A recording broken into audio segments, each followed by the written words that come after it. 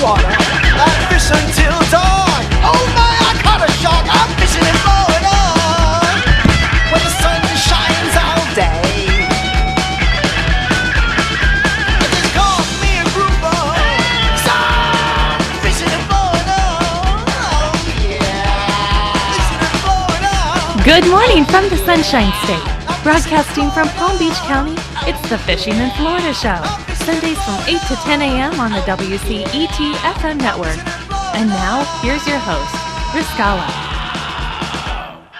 Oh, good morning, good morning. What a beautiful morning we are seeing here in South Florida. What a nice change in comparison to last week with all the wind and the rain and this storm that decided that it wanted to be our best buddy for, I don't know, a couple of weeks. Oh, my gosh. So I got up this morning, walked the dog, and we are absolutely saturated. But it is a gorgeous day, and the sun is out, the few clouds out there, and just going to be a beautiful day to be out there and enjoy it. This morning I have Carolyn. Carolyn is with Atlas Trax. If you want to protect what you love to the max, who are you going to talk to? You're going to talk to my friend Carolyn over at Atlas Trax. Good morning. Well, thanks for having me on, Riscala. It's a beautiful Sunday morning. Isn't it? It's just unbelievable. Wow. A little on the warm side. I was out there with the dog this morning. I couldn't believe how warm it already was, but it is just beautiful. We're looking at the... the first day I've gotten up where there's not a cloud in the sky and what you mentioned earlier. The rain and the wind and more rain and more wind. And oh my gosh, my friend of mine who lives in Jupiter Farms, they lost a bunch of trees. Apparently, when this thing came through, they got some really nasty weather where he was at, and they lost a bunch. It looks like a hurricane hit him. That's with that. How long did that go on? Like a week, right? It was. Oh my gosh. Yeah, at least a week. You know what happened? It was the first 4 days or so. We're like, why is it so gray and windy? And it was 9-foot seas, and then all of a sudden, this Category 4 storm crossed across the islands and came up and got off in the South Florida, went offshore, and then turned around and came back. So it was a good, solid 2 week of rough seas here for not really good fishing conditions. Yep, and now it looks like it's clearing up. I'm curious to see how the fishing is going to be this next week coming up. Now, speaking of fishing, did you get to do any this weekend? Or maybe not this weekend, this last week? No, I didn't, as a matter of fact, but there was a really big tournament yesterday, and I see that we have Trey on in a little bit, and he, I believe, his team, Big Dog Tackle, got top kingfish yesterday, 41.4 pounds. Dog. And that was one of the tournaments he hosted, a really big turnout. He'll tell us all about it. There was a charity Veterans Day fishing event they did, free of charge on one of the long-range drift boats. A big tournament yesterday. I couldn't make it, unfortunately. As you know, last week my mom had a bad fall, and I've been kind of worried and taking care of her.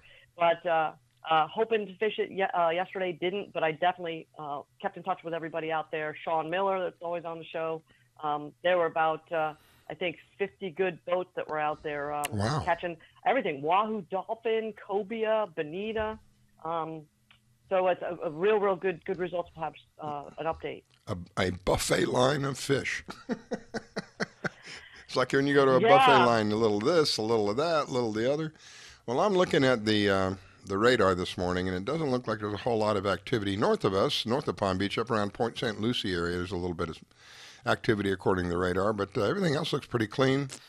The National Weather Service says that the winds are going to be about 5 to 10 knots today. Seas are going to be 2 to 3 feet. The intercoastals will have a light chop, and tonight it's going to continue to be around the same. The wind's going to be about the same, 5 to 10, and the seas will still be around 2 feet.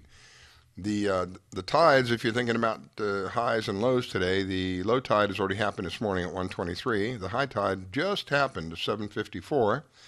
The next low tide is 2:05, and the next high tide is 8:05 p.m. If you are going to go to the going to go to the beach today, there is a mild risk for rip current, so just be aware of that. And remember that a lot of our beaches in this area have rocks, so just be aware of the rocks.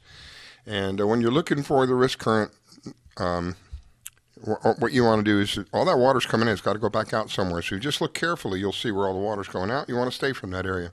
Stay away from that area. That'd be really good. Stay in that area. That's going to go over well. So you want to stay away from that area. Otherwise, it looks like it's going to be a gorgeous day now.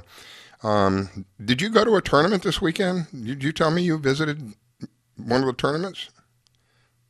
You know what? I kind of hung out at the weigh-in. The major tournament that was the big dog tackle kingfish shootout was yesterday. And I'll tell you, I know Trey's got to be pretty exhausted. Not only did he put the tournament on, he fished it yesterday. And oh, my he goodness. on the radio show. But what was kind of cool was I went to a little house party last night where everybody was gathering, a birthday party. All the guys that fish, they were coming in and sharing their stories. So that was what's so nice about the fishing community in the neighborhood. Somebody usually just says, everybody get together back at my house after you're exhausted for the day and let's, talk about what we did. So that's the great thing about the fishing community. It's like a family. It's like a big family. I can't say enough positive things about them. All the things that I've experienced and the stories that I've heard, it's just phenomenal. So I think that we had Trey's tournament, but there was, in the back of my mind, I'm thinking there was another tournament as well. That's I think the last big major kingfish tournament of the season. Usually that ends about November. Mm-hmm. However, there is a big Bimini Wahoo tournament that's going on right now. And I've got a couple customers that have our Atlas Trax trackers, and I just looked at one of the customers. Can you believe he was off the dock at 4:37 this morning in Bimini? Wow. He's already covered 70 miles in 3 hours and 26 minutes right now, heading east even further in the Bahamas because there's some pretty big prize money at this Wahoo Meat Mayhem tournament. Wow.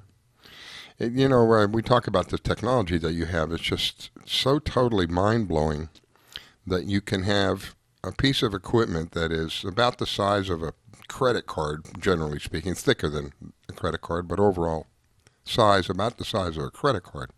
You can have complete and total portability with this thing. You stick it in your back pocket, you stick it in your car, you stick it in your boat, you stick it in your aircraft. The part that really flips me out, the part that really catches me, is that this little thing, with the use of an app, you can tell wherever this little thing is, anywhere on the planet, anywhere, within 10 feet. That's mind-blowing. You can be anywhere on the planet. It doesn't require, it's not reliant on cell service.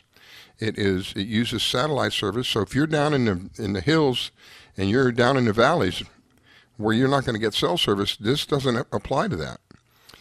It is pretty cool stuff. It's something that has always caught my fancy. The ability to have a technology that is so superior that, again, it's portable. It's self-contained. It's self-powered. You put it anywhere. It's small enough to fit in your pocket. It's small enough to fit in just about anywhere and be able to tell where you are within 10 feet of the planet. There is, I don't know if you've seen this little thing. They've been advertising quite a bit here lately, Carolyn. It's about the size of a quarter, it seems to be. A tracker, it's about the size of a quarter. Have you seen that?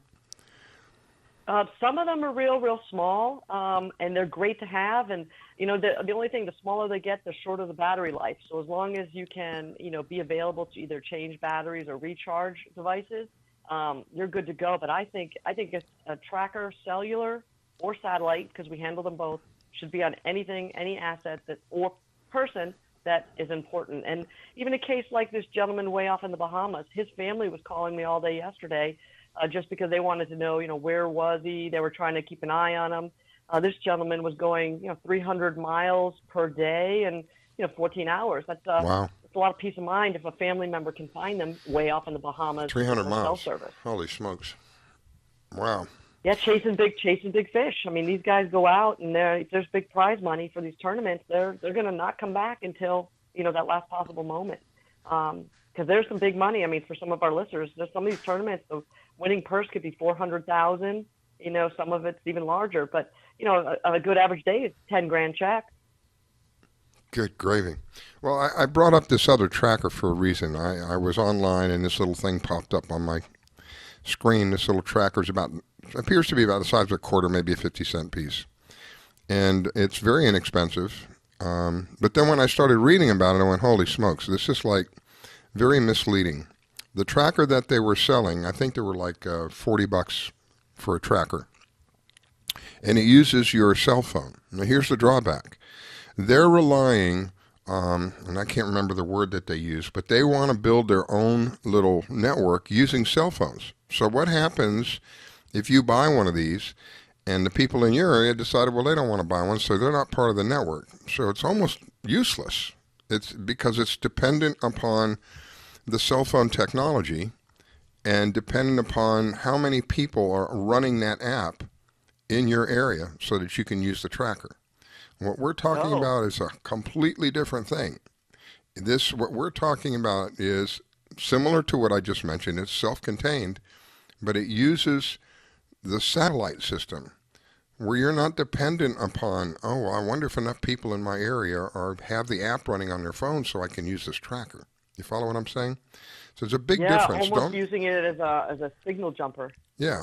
So don't be misled about some of these trackers out there. So they have a tracker for $39. Well, it is a tracker. It is $39. It does work, but it will only work under certain circumstances, and that's what a lot of people don't catch on to. You buy this tracker, if there's not enough people in your area running the app, it's of no value. Well, it's whatever distance you can get off of your cell phone, which I think is very minimal. I don't, maybe a mile at the most. So there's a big difference there. Don't be confused about what Atlas Trax has and what you may see online that is considerably less expensive than an Atlas Trax tracker, but you get what you pay for. You really do. You get what you pay for. Anywhere within 10 feet on the planet, these other trackers, you're dependent upon other people running the app. So there's a big difference there. And you know what's amazing, too, and I just thought of it, is that, everyone's starting to go to the Bahamas again. And I had two people last week driving from North Florida down to Fort Lauderdale that needed trackers that either met me at my home or I met them at gas stations or at rest stops just to hand them off a tracker so that they can be protected. And, I know no big box stores, no retailers are going to say, sure, we'll send a guy over to the mobile station in 5 minutes. But it's something that I do all the time. Yeah, and I think that concierge, that real local business feel, going out of their way to get them something they need right now that they can't even wait for shipping for. So it's a big difference. I spend 24/7 making sure I'm available for my customers to know, and family members to know where their family is, and that's a really big deal when you've got boats that are disappearing. One guy reached out to me yesterday who's tracking this family. He actually went out and tried to search for 2 lost firefighters last year that were never found because their boat flipped over, and he wants to share that story with me in the next few days too about how he went out and looked for him. But he said, I love the ability to track my brother. And that's, you brought up something that's overlooked a lot of times. I go back to this tracker, this inexpensive tracker. What happens if you have a problem with that? Who do you talk to? Because there's nobody local. You have to get online. You'll have to send an email, and it's very limited. Again, it's very limited to what it can do. We're not talking apples and apples, is what I'm trying to say to people. With something like Atlas Trax, this is the Cadillac product. This is the best, the cream of the crop, if you will. When you're looking at other things or you're considering just the cost of a tracker, and you go by cost alone, you'll do yourself a big disservice if you don't look at Atlas Trax. Again, these things are inexpensive, and they do work, but they are reliant upon other people, where Atlas Trax is not relying on any of that. Its network is already in place, already exists. It doesn't matter how many people have it or not. That's a big difference when you go to take a look at one of these things. Let me see. I was going to ask you about. My mind went in the other direction. You were telling me somebody won the tournament with what was it? A wahoo? A huge wahoo? A 41.4 pound Holy smokes. kingfish. And that happened to be Trey and his team from Big Dog Tackle. Oh, cool. We'll hear about that. Yeah. So not only is he must be exhausted from running the tournament, planning the tournament, doing the tournament pre-party, and Atlas Trax donated. I was pretty pleased. We donated a tracker for his effort in raising money for all of his causes that he does. But there was even a 28-pound wahoo on the scales, decent dolphin, 14-pound dolphin. a little bit of everything. Cobia. There was I think even maybe Trey even got the single engine heaviest big fish too. So I think they got a couple titles that they kept through the day. Wow. So, while I'm thinking about it, I want to make sure we throw this out there. Something that Carolyn does that I don't know that you could do with somebody else's company, and that is if you have a situation where you don't need a tracker, you don't need to buy a tracker, but you need a tracker. Carolyn can help you with that. Am I right? I think you have them for rent. Even if somebody just needs one for a couple of days or a week or something, you can rent them to them. Absolutely. You know what happens? People go out and they want to have a tracker. They come by, or I send one out with a return envelope. They end up keeping it because all of their family, usually at home, had such a good experience tracking them and not worrying. They end up keeping it. But, we do the trackers. I do, Riscala, 3 different brands of satellite phones now, some of which do have tracking systems on them. I've expanded the product line for Atlas Track so much over COVID. You know about the hotspots. We're doing boat alarms. I can even now supply full boat electronics. A lot of these electronics that are getting stolen, I can help people replace them now, the Garmins and the Lorances. Wow. Somehow I just fell into that. Safety beacons, EPIRBs, which are emergency positioning indicator beacons. If your boat starts sinking, the Coast Guard gets notified. So we really expanded to be full safety and boat supplies. If people are buying a boat or just want to get super hurricane safe, we can help with everything now. That is awesome. Again, this technology really just it catches my passion. You mentioned the hotspot. I remember when I went to go visit my daughter in Virginia, and we got into the hills in Virginia. When you were down in the valleys, good luck, pal. God forbid that you need to use your cell phone because it isn't going to work. When you have this hotspot, that changes the picture completely, doesn't it? It does. And in the event of hurricanes and things like that, they often shut down the cellular towers or make them available for emergency responders only. So in a hurricane, if there was no power, I would still be able to use, and of course, people lose their house phones because there are batteries in the plug in the wall that people don't realize. So with this device, at least you can still be in contact, through hurricane times. Something real unique for trackers I just discovered, a lot of the forest fires, they're actually strapping our trackers to water pumps they're throwing out of helicopters to fight forest fires, and then they go back and recover the equipment after the fire's done. Wow, what an idea. There's always something that you come up with, from between the icebergs. I remember you telling me they were tracking icebergs with this thing. Airplanes, icebergs, what else? With construction equipment. I mean, the application is just endless. With all the different things that you can do with it. I like the idea. This hotspot. I like the idea that you can use your existing cell phone. That this hotspot can create a mini cell tower for you, if you will. It's really not what it's doing, but it's kind of, sort of, in a way. Creating its own little cell tower for you. How many people can use it? 5, 4, 5, 6? Yeah, 5 or 6 people can connect at one time.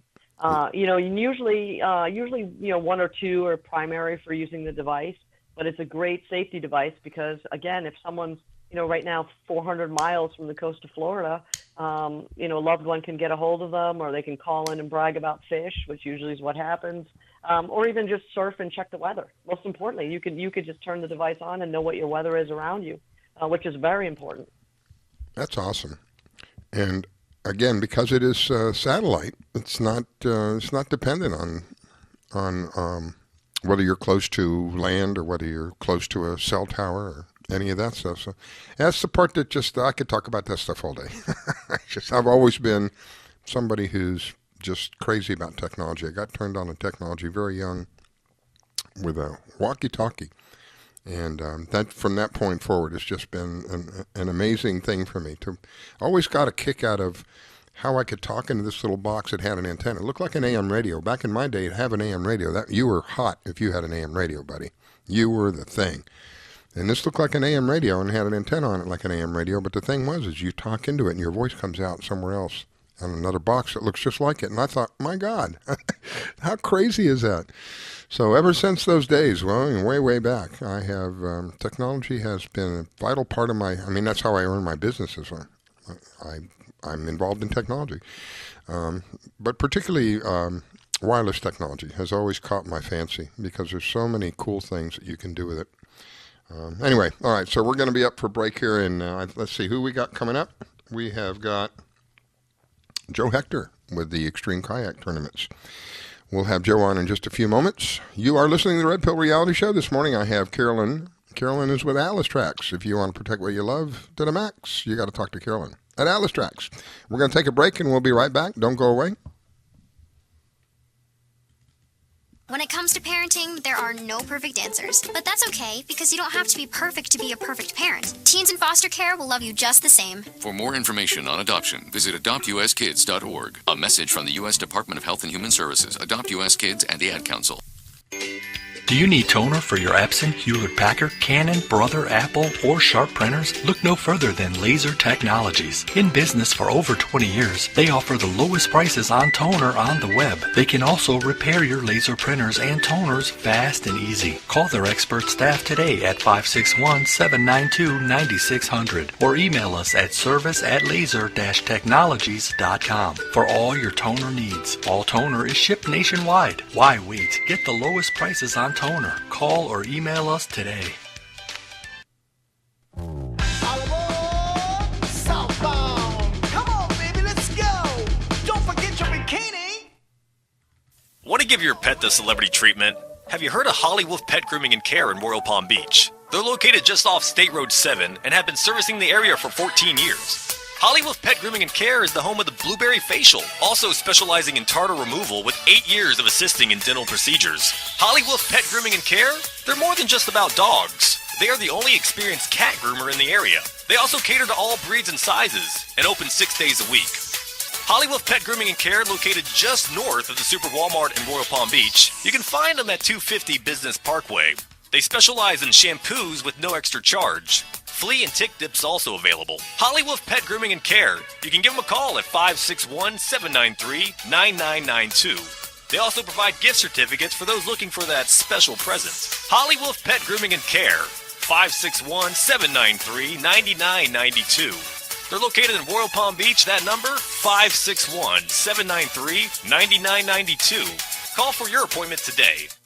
GTG, BRB, OMW, be there in a few. You may think that these kinds of texts are fine because of their length, and you can easily send them at a stoplight. But no, answering one text can take your attention away from the road for 5 seconds. And traveling at 55 miles an hour, that's enough time to travel the length of a football field. Make good decisions, don't text and drive.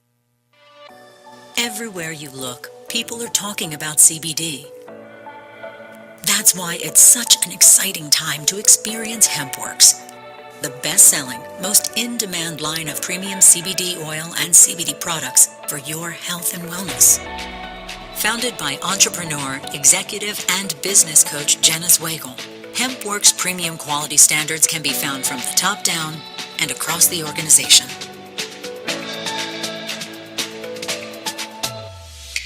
From hemp farms to clean extraction methods, to safe bottling, every step in our production process is vetted, monitored, and traceable, literally from the ground up. Thanks to our unique tracking system on the side of every HempWorks CBD tincture, we can track each batch of CBD oil all the way back to the farm it came from, all to ensure that you are offering safe, effective, and high-grade CBD products. For more information, go to mydailychoice.com/red pill. That's mydailychoice.com/red pill. And you'll find a whole variety of products available for you. This station is now the ultimate power in the universe. We have ignition. Strap in. 5, 4, 3, 2, 1. Grab my fishing pole and cast it in the water. I fish until dawn. Oh my, I caught a shark. I'm fishing and blowing on when the sun shines all day. I just caught me a grouper.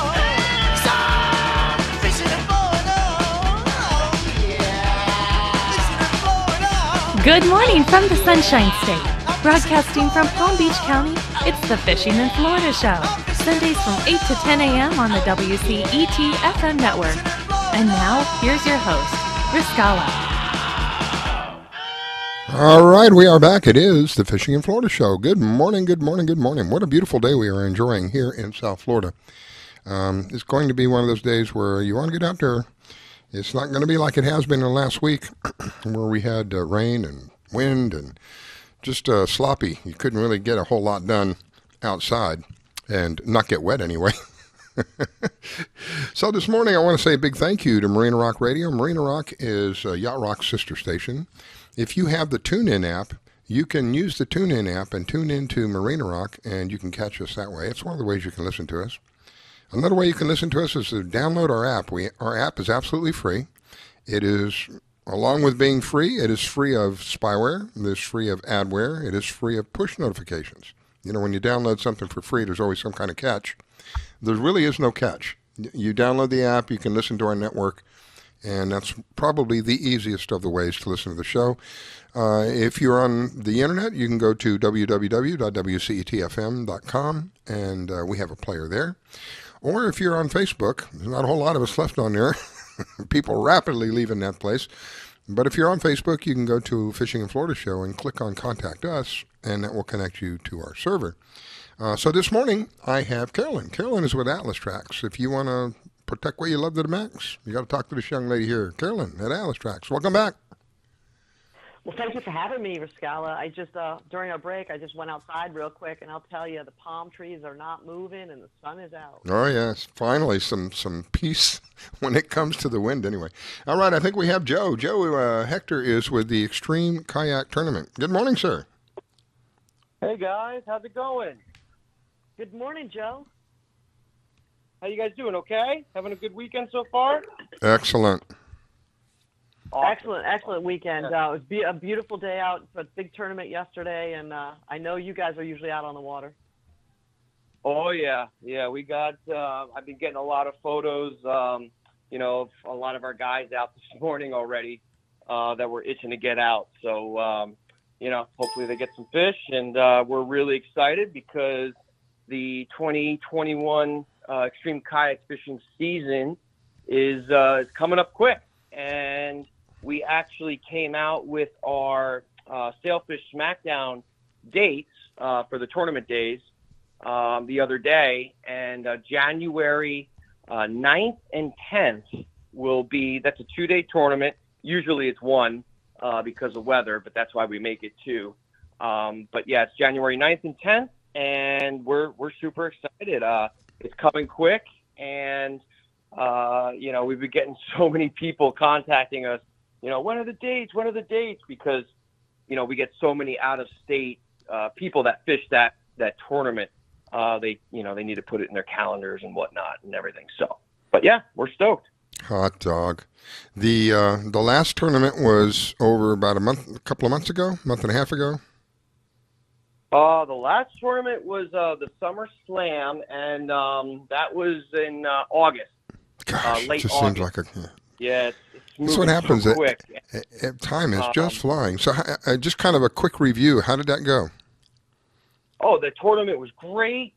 We had such an awesome turnout. We had over 100 guys that fished that event. We had people that came from other states, and it was so hard this year in 2020 to put on these extreme tournaments, and we ended up only doing 2 instead of the 4.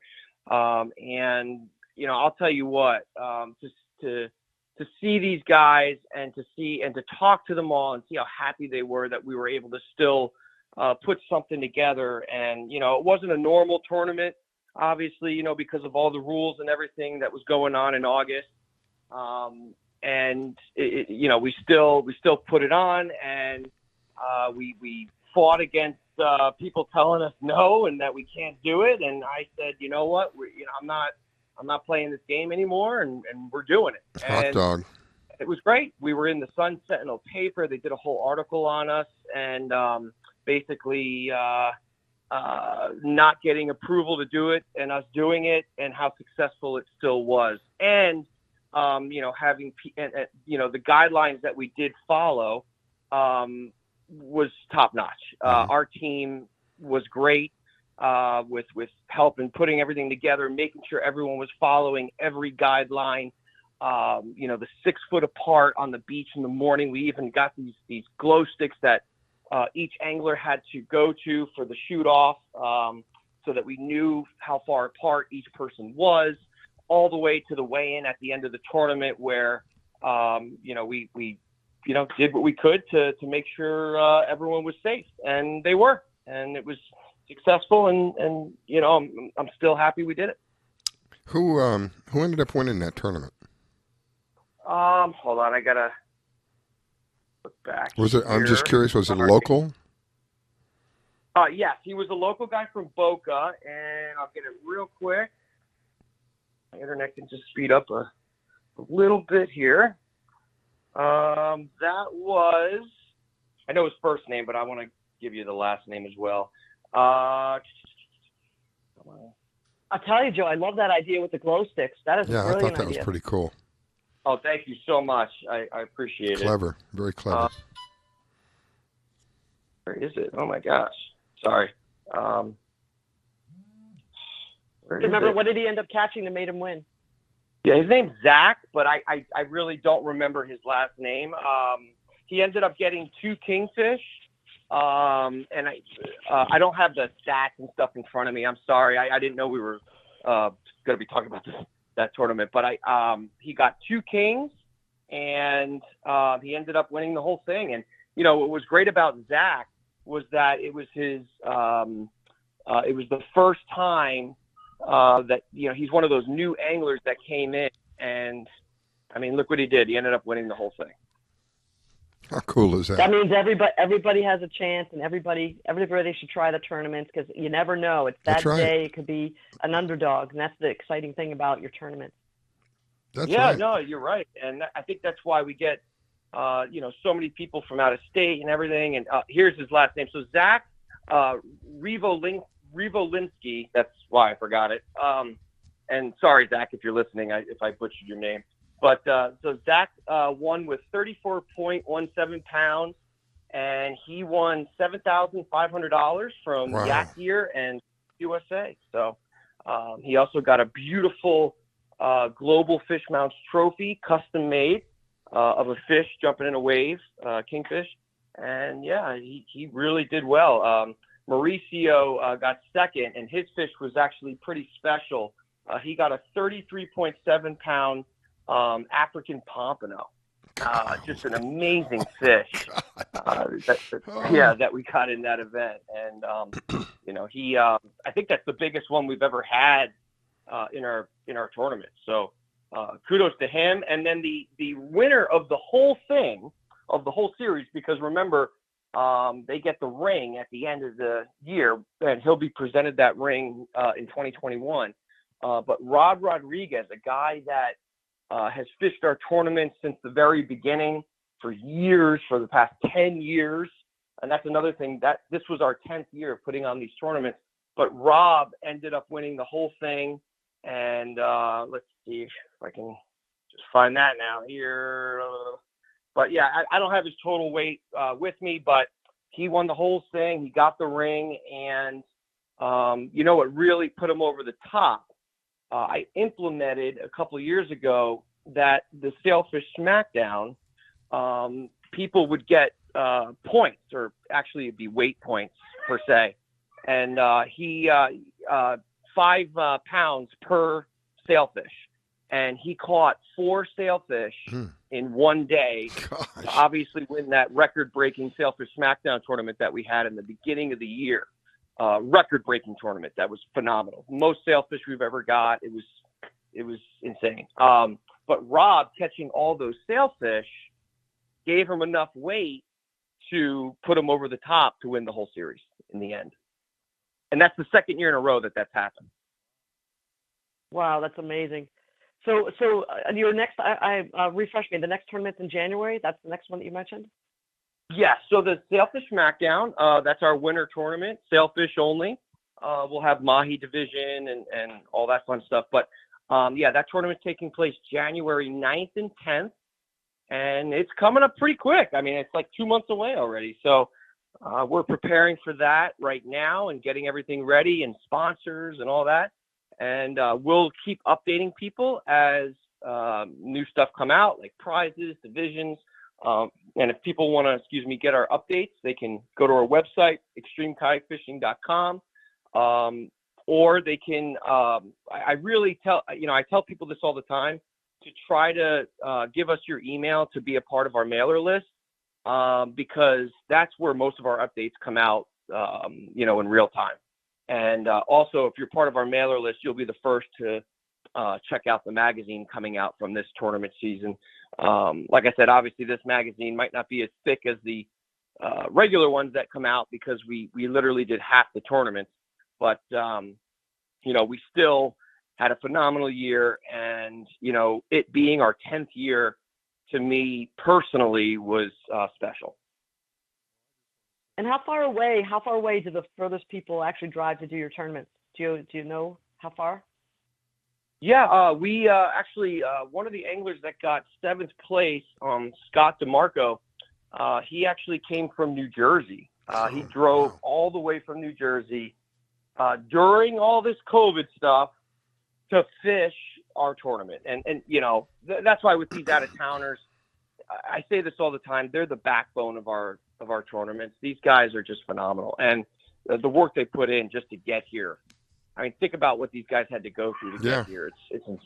We had another guy drive all the way from Texas, and his story was amazing because during that time, they got whacked with that really bad hurricane. Yeah. Oh, yeah. And he still came and fished our tournament. Something about the kayak anglers. You mentioned about the storm. Pam Worth, who I know you know Pam. She was going. She was going to some. I can't remember the name of it. Some tournament over in that area, and she had to make a decision: am I going to go and possibly have to face this hurricane, or am I going to, turn around and go back? Because she sincerely thought about going. Good thing she didn't. She'd have been caught up right in it. But there's something about kayak anglers, the commitment. They just are committed. How many people are you expecting on this next one in January? Well, the Sailfish tournaments usually are a smaller one because of weather, and it's a harder tournament. But we're expecting weather. Again, this is all based on weather. That's why my range is probably in between 60 to 100. If we have some great weather, we'll probably get near or a little over 100. If the weather's bad, we'll get a solid 60, anglers, group of guys that fish it. That's amazing. Wow. It's just the fact that, just for our listeners that are all over the country, all you have to do is get in your car, strap your kayak to the top, throw your fishing rods in the back, and you can get yourself to any tournament, and, boats not required. So that's the great thing about the kind of tournament you do, Joe. Oh, thank you. I really appreciate it. So, and we try to bring that fun element to it, that party atmosphere.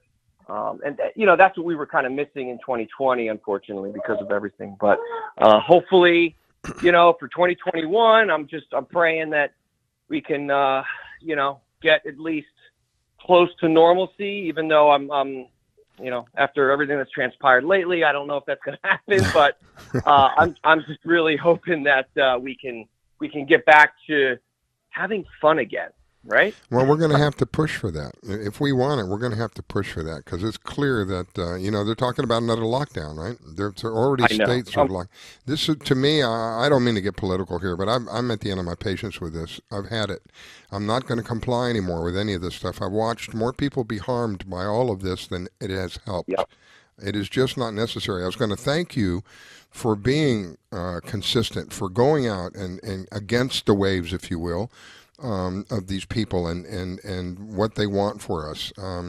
We're all adults. I think we should be able to have the responsibility to make a decision whether we want to go out or whether we don't want to go out. I don't think that should be left up to government. I just don't. I don't think that's the place of government. Again, I don't want to be political, but this is affecting everybody's life now. It's getting to the point where it started out as 2 weeks, and we're in excess of 8 months, and they're talking about more of it. So that's just I don't mean to rant, but that's just my personal feeling. I've had enough of this. It's time for us to not comply, just like what you did. Did anybody turn up dead in any of your tournaments? No, and that's the beauty my point of it. Exactly. I mean, yeah, it was, and nobody got sick either. My point exactly. Yeah.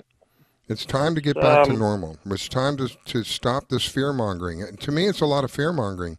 They tell you we have all these cases every my gosh, I don't know how many times a day, but they don't tell you that nobody's dying from it anymore. They don't tell you that it's a 99+% recovery rate. They don't say any of that. They just say, well, there's more cases and more people are upset and we can't do this and we can't do that. And you have to wear a mask and you're not allowed over here. That's not what America is, my friends. I'm sorry. I'm going to get off the subject, but that's not what America is. I'm a veteran, and it really offends me. It really does. And I agree with everything you're saying, and I think most people do. And then it's time that we speak again, up. I don't like getting political either, but lately it's been very difficult, and it's hard to just keep your mouth shut. Have a life. You can't even have a life anymore. It's just disgusting. Right. It's just right. So, and it almost seems weird that you say you love your country and people give you looks, and it's like, what is going on here? Yeah. So we got to put a stop to that. And the only way we're going to put a stop to that is people doing things similar that you did. No, we're going to go ahead and do this. And it doesn't matter whether you approve it or not. We're going to go ahead and do this and do it. That's really what it's about for me. So I'm glad that you did that. Kudos to you. You have my support in that.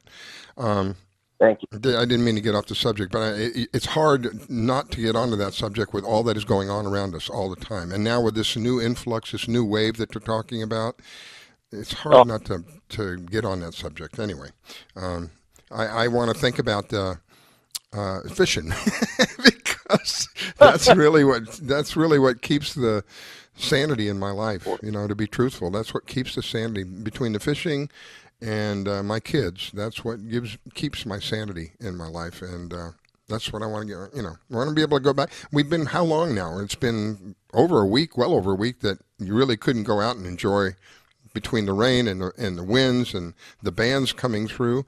And it looks like today it looks like the awesome day to be out there.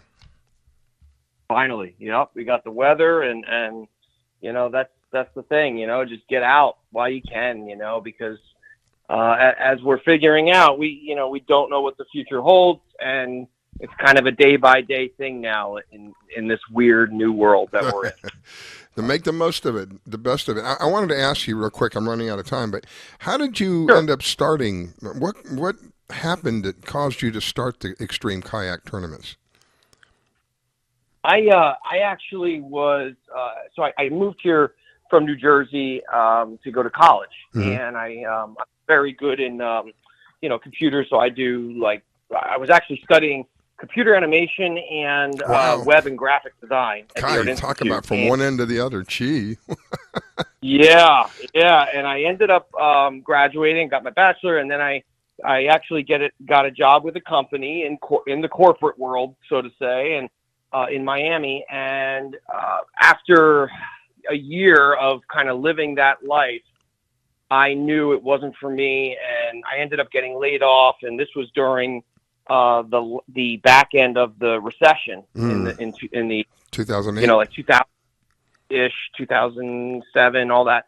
And long story short, I was already kayak fishing for a while here in South Florida, and I said to myself, how can I mix what I love with the talents that I have? Awesome. And I ended up doing it, and here we are today. And I promised myself, my wife and I are the same. We both said, I will never work for somebody ever again. If I'm going to fail, I'm going to fail because of me. If I'm going to make money, it's going to be because of me. Yeah. I want to be in control of my life. And that's how we did it. That's much of the American dream, or it used to be anyway, to be able to buy a home, start a business, have a family.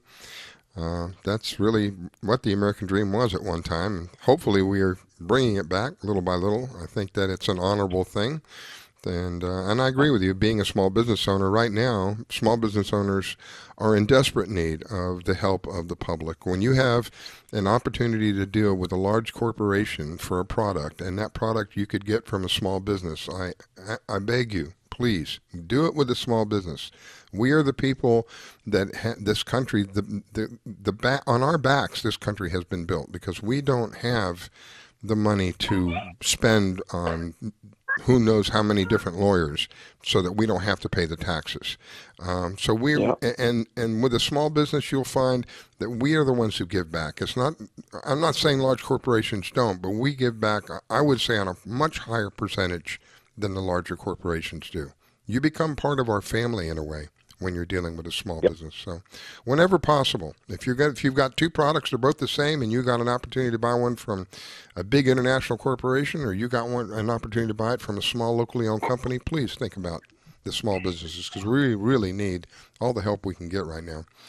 All right, my friend. Definitely. Well, Joe, it's an honor. It's an honor to have you on. I'm so happy to hear that you're going forward. Because a lot of them did have to cancel, and it was disappointing. And we want to get back to some degree of normalcy, and this helps. This is all part of it. Yeah, I agree. I mean, and I think a big part of that too is, I stress this to other business owners. Like, if there's a way you can fight, as in like keeping your business open and alive. Do it. If there's a will, there's a way, and that's the way my wife and I looked at it. And sometimes it's scary, it's difficult, but if you are a business owner, you also know that you took that chance in the beginning anyway. So you have to, you gotta just keep that mindset. And because I personally feel that the middle class small business is under attack, and we need to just big time. Yeah, we need to just keep fighting and don't watch the news. Amen. Yep. I'm right there with you, my friend. God bless you. Thank you for doing what you do. I'm glad that you stuck to your commitment and had the tournament, and you're coming up with the next one. But slowly, with actions like these, slowly we'll get back to some degree of normalcy once again. I wish you an awesome day, my friend. It is an awesome day today here in South Florida. So if you're not in South Florida enjoying our weather, too bad. So let me let Carolyn say goodbye to you, and we'll take a really quick break and come back. Yeah, absolutely, Joe. You know what? That's the last part. I'm a business owner, and I could use that little inspiration you gave at the end, because I question what I'm doing, and is it worth it? And just what you said about you and your wife is just give me a little bit of push to just keep at it. So thanks for the inspiration. Hey, keep fighting. It's we're all in this together. We're all Americans, and we can do this. In the end, I truly believe in the end, good will prevail, because Amen. You have to. All right, my friend. Have a great day, my friend. When it comes to parenting, there are no perfect answers. But that's okay, because you don't have to be perfect to be a perfect parent. Teens in foster care will love you just the same. For more information on adoption, visit adoptuskids.org. A message from the U.S. Department of Health and Human Services, Adopt U.S. Kids, and the Ad Council. Everywhere you look, people are talking about CBD. That's why it's such an exciting time to experience Hemp Works, the best-selling, most in-demand line of premium CBD oil and CBD products for your health and wellness. Founded by entrepreneur, executive, and business coach Janice Wagle, Hemp Works premium quality standards can be found from the top down and across the organization.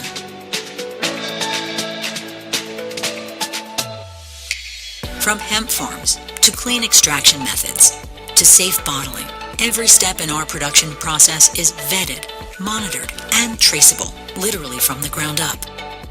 Thanks to our unique tracking system on the side of every HempWorks CBD tincture, we can track each batch of CBD oil all the way back to the farm it came from, all to ensure that you are offering safe, effective, and high-grade CBD products. For more information, go to mydailychoice.com/red pill. That's mydailychoice.com/red pill, and you'll find a whole variety of products available for you. While other stations just talk a good game, we win it. Hey, sounds like somebody's having a lot of fun. Fish until dawn. Oh my, I caught a shark. I'm fishing and blowing on. When the sun shines all day. They call me a grouper. So I'm fishing and blowing on. Oh yeah. Fishing and blowing on. Good morning from the Sunshine State. Broadcasting from Palm Beach County, it's the Fishing in Florida Show. Sundays from 8 to 10 a.m. on the WCET FM network. And now, here's your host, Riscala. All right, we are back. It is the Fishing in Florida Show. Good morning to you. If you're just joining us, we will have archives set up. The way to find them, go to Fishing in Florida on Facebook, and you'll find the links there. This morning, I have Carolyn. Carolyn is with Atlas Trax. If you want to protect what you love to the max, who are you going to talk to? Carolyn, over there at Atlas Trax. Welcome back. Thanks for having me, Riscala. Okay, I'm having. Are you getting an echo, Carolyn? No, I'm not. It sounds pretty good. Okay. All right, because I had an echo there. Can you reset my mic? No, is it better? That's something on my end. I think I fixed it. I think I have Dean Panos on with me here, and Dean is with D&D Charters. Let's see. Do we have Dean? Good morning, sir. Good morning. How are you guys doing? Great, Dean. Good morning. Great. Thanks for calling in. Good morning. Yep, no problem. How's everything going? Gorgeous day. Yes, it is. Beautiful day. We're out here fishing right now. We just put our second kite out, and we got a nice blue edge in Miami, a little bit deeper, but the fishing actually has been very good. Excellent. We haven't been able to fish too much because of all this wind and rain and all that stuff, but finally we got a break, and surprisingly enough, the fishing's actually very good. It's been one of our best early season for sailfish in a number of years. I mean, before we had Hurricane Ida and all that, we had really good sailfish, and right afterwards, we've been able to get out. The sailfishing still has been good, so that's a good sign. Definitely a good sign. I was curious if it was going to drive some of the fish in because of the way the winds were coming. You know, it's a counterclockwise. No, actually, it's almost the opposite because we have so much fresh water being flushed. Oh, good point. Offshore, yeah, that it's actually can drives make them it out. Really bad. I mean, in years past, when hurricanes like this have dumped a lot of rain, the fishing sometimes takes entire weeks to get back to normal because there's so much fresh water. You can definitely see it in the bay. The water's brown. It's almost impossible to find bait. That's our biggest challenge. But once you get offshore, the edge, the bluer water from the Gulf Stream has now steadily been pushing in. It was out in about 500-600 feet a few days after the storm. Now it's into about 200, 240. So that's a good sign. There's been a lot of sailfish, and there's actually been a lot of decent mahis. Yesterday there was quite a few nice-sized mahis being caught right here in the shallow, 200-foot area. Wow. Well, So where are you? Are you like what kind of depth are you right now where you're launching the kite? Right now I'm sitting exactly in 231. There's an edge inside of us, and probably 210. We're sitting right outside of that edge because most of the fish yesterday were outside of the edge, not right on it.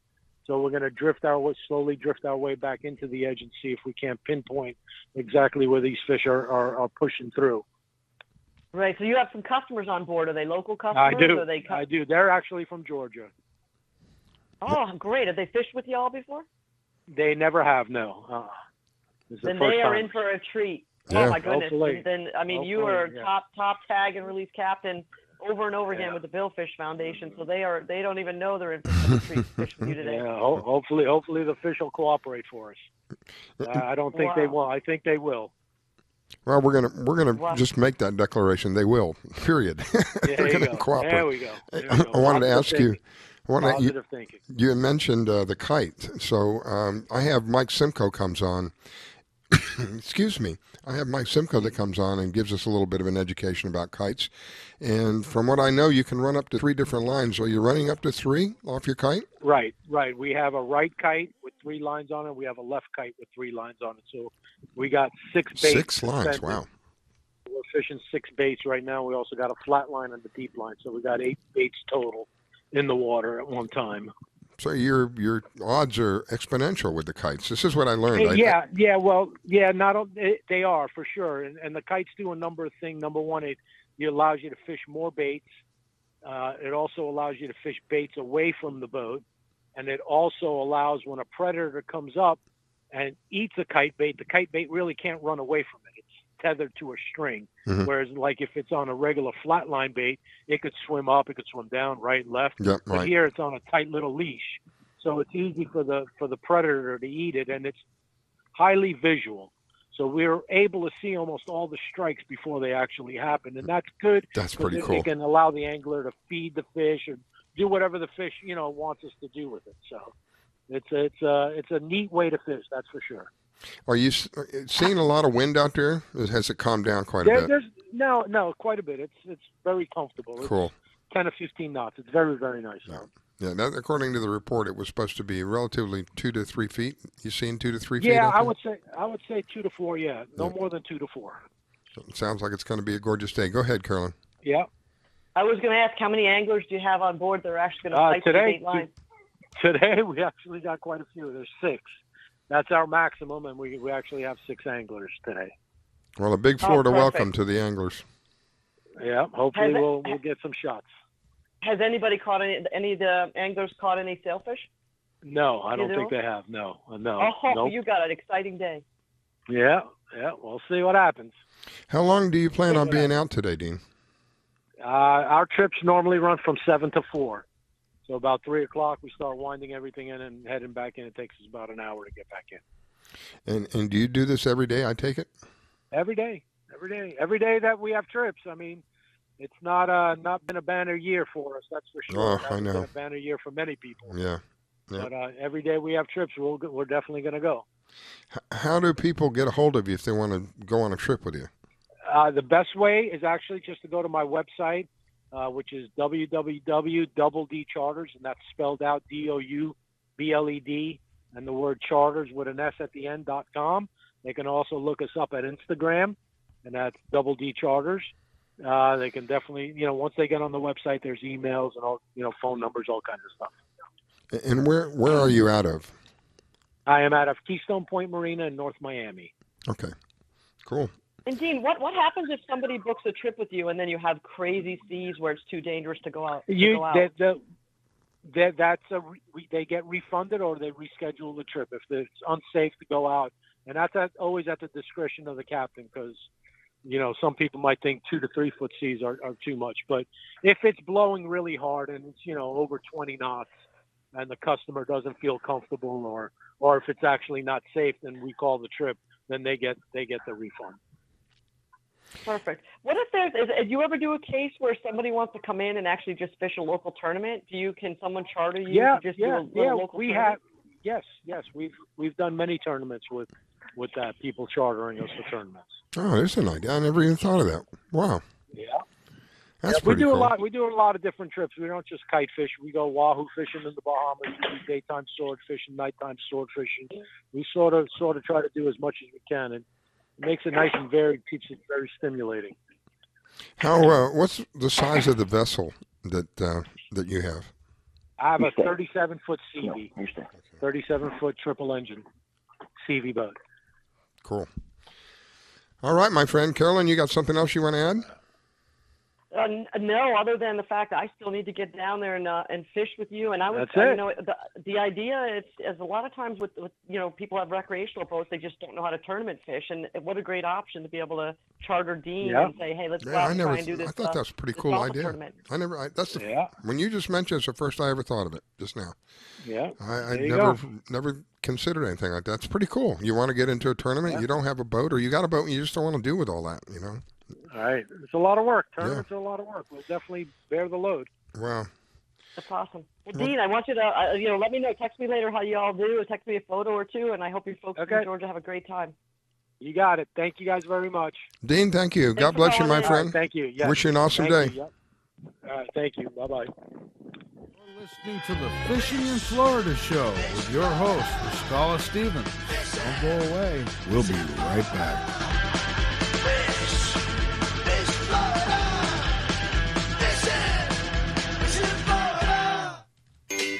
Do you need toner for your Epson, Hewlett-Packard, Canon, Brother, Apple, or Sharp printers? Look no further than Laser Technologies. In business for over 20 years, they offer the lowest prices on toner on the web. They can also repair your laser printers and toners fast and easy. Call their expert staff today at 561-792-9600 or email us at service@laser-technologies.com for all your toner needs. All toner is shipped nationwide. Why wait? Get the lowest prices on toner. Call or email us today.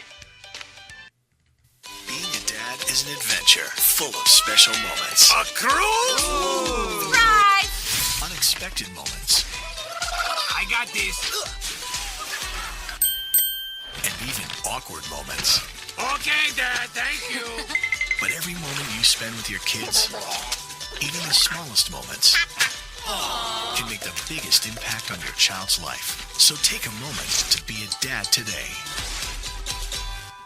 GTG, BRB, OMW, be there in a few. You may think that these kinds of texts are fine because of their length, and you can easily send them at a stoplight. But no, answering one text can take your attention away from the road for 5 seconds. And traveling at 55 miles an hour, that's enough time to travel the length of a football field. Make good decisions, don't text and drive. This station is now the ultimate power in the universe. We have ignition. Strap in. 5, 4, 3, 2, 1. I grab my fishing pole and cast it in the water. I fish until dawn. Oh my, I caught a shark. I'm fishing and blowing on. When the sun shines all day. And they call me a grouper. So I'm fishing and blowing on. Oh yeah. Fishing and blowing on. Good morning from the Sunshine State. Broadcasting from Palm Beach County, it's the Fishing in Florida Show. Sundays from 8 to 10 a.m. on the WCET FM network. And now, here's your host, Riscala. All right, we are back. It is the Fishing in Florida Show. What a beautiful day we are enjoying here in South Florida today. My goodness. We have been waiting for this for a while. It has, the last week and a half here in South Florida, I know we're on the internet and we have listeners from all over the place, but for those of you who haven't been here, who don't live here, the last week and a half we have had the pleasure of a combination tropical storm, tropical depression, part hurricane that has just about parked itself just off of our west coast here in Florida. So for about a week and a half, we've had this crazy weather where, it was blowing like, my goodness, it was blowing literally like a hurricane at one of my friend's house. Lost trees, power lines down, and then in other places it was just tons and tons of rain. Where I'm at, it was just a lot of rain, my goodness, just all day long raining. It was just, you don't even want to go out. One of those gray, gloomy skies and all day long, and bands of rain coming through day in and day out. It made it very difficult to go out and try to plan to do anything because it could be sun shining, and then within 5 minutes it'd be pouring rain, and then 15 minutes later it's sunshine again. So today it looks like all of that has settled down and it's taking a break. It's going somewhere else. Thank you, God. Greatly appreciate that. And it looks like a gorgeous day to be out and enjoy what we have here in South Florida. This morning I have Carolyn. Carolyn is with Atlas Trax. If you want to protect what you love to the max, who are you going to talk to? Carolyn at Atlas Trax. Welcome back. Yeah, thanks, Riscala. And I have to mention, with the wind, we have a center console in our backyard that's lucky enough to have a full boat cover on it, and we didn't even expect that storm to do what it did. So not only were we out there and jumping on a boat lift in a dangerous situation, trying to protect covers from blowing off into the canal. So it was pretty windy for a long period of time. I think we had winds 50, 60 miles an hour in our backyard. Yeah, my friend was saying they were getting 60, maybe even 70 mile an hour gusts, and that's what was ripping the trees down. Normally, he says we don't really have that big of an issue, but because it had rained and the ground is now saturated, it's soaked. The trees didn't have the stability that they normally would, and they're very tall trees, and as a result, with all that wind, they just came down, knocked power lines down, broke the fence. It was just send me some pictures of it. It looked literally like a big hurricane came through for him. So it's good to see that it's gone off. It's headed, somewhere else now. Thank you. Greatly appreciate that because it was getting pretty tiresome there for a while. All right, let me see. I think we have our next guest on. That would be Flemming. Paul is with BlackTip Boats. Welcome, Paul. Good morning. Good morning. How are you guys? Good morning, Paul. Did you get home okay last night?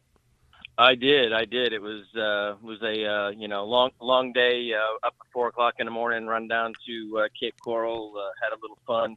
It's actually kind of nice. I actually got to go fishing for the first time in a few years. So it was kind of a fun experience. Wow. So where did you go fishing at? We left St. Pete in the morning. Went down to Cape Coral, and a friend of ours is a guide down that way. So we took actually our first hole number 1 of the BlackTip 18 flats boat. Went down there and ran the shallow waters of Cape Coral in search of some snook and found some. Wow. So you have to tell us. You have to tell us all about the new boat. Yeah, so the BlackTip Boats is it's an all new brand out this year. I've been working with a really good longtime friend, Craig. With he actually, most of you would probably recognize him at the boat shows with Oceanic Gear. Started a new boat line. So we just came out with hull number 1 of the 18-foot flats boat, and we're just finishing up the final trials with it and getting it dialed in. But it's an awesome fishing platform. If you're a skinny water guy, it kind of takes the best of all the worlds and puts it in a very impressive price package. And then we're working on a 22 right now, a bay boat, and then once that's completed in the engineering right now is a 30-foot center console. So we're going to hit all 3 markets. Sweet. So how would one wake up in the morning and say, I'm going to start building boats? That's a good point. Well, I mean, as you know, I used to build boats with Intrepid for a long time. For 12 years was doing that, and Craig is he's been fishing a lot, and he's been in the industry quite a bit. And, he just got to the point where he said, I said I want to build a boat that's really going to be the ultimate boat and is gonna appease to everybody. And so he started with that plan and kind of reeled me in with it, and here we are today with a brand new brand of boats. Well, congratulations. Yeah, we're Well, if we get some that. photos. We get some photos of the boat, the flats Put 'em boat. We up. can throw them on the our site, and people could see what it looks like. And Yeah. Oh yeah, so we've got point. some great. Yeah, we've got some great photos and running video we filmed from yesterday on our Instagram at BlackTip Boats, and it's a great boat. We got into some serious skinny water with that sucker yesterday. I was actually really impressed with how skinny we were able to run, and it was interesting because we took the boat down to an area we have no idea where we're going.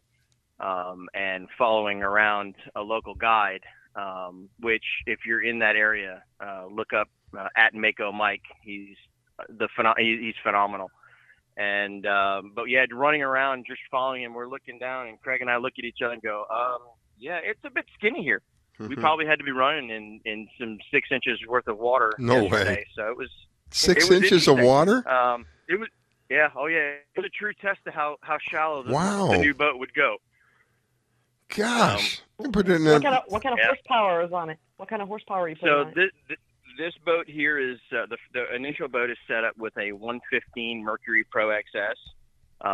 So we're still working on propping, but she should be about a 52 mile an hour boat with the right propping and everything else. So 52 miles an hour in 6 to 8 inches of water is a bit fun. I would say fun is a great word. So where are the hulls made? Are they made over on the west coast of Florida? Yeah, we're building them right here in the Tampa St. Pete area.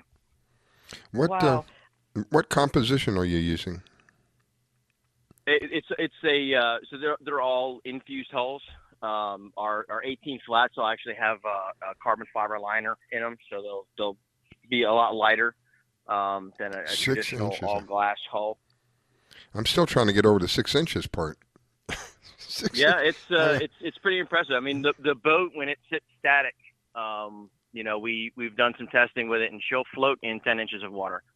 My goodness. I pulled my ruler out, and I'm looking at 6 inches. Oh yeah, it's Oh yeah, my gosh! when you're running, there's actually a video that we posted up on Instagram yesterday, and when we're running, you can actually see a crab trap with about an inch to an inch and a half of the crab trap sticking out of the water. My God! So it was we're running in some pretty skinny stuff. Wow. So it was definitely impressive to see how well she handled. So I'm ignorant about this, so I'm curious now. At 6 inches, how is it that the motor's only sticking down that far?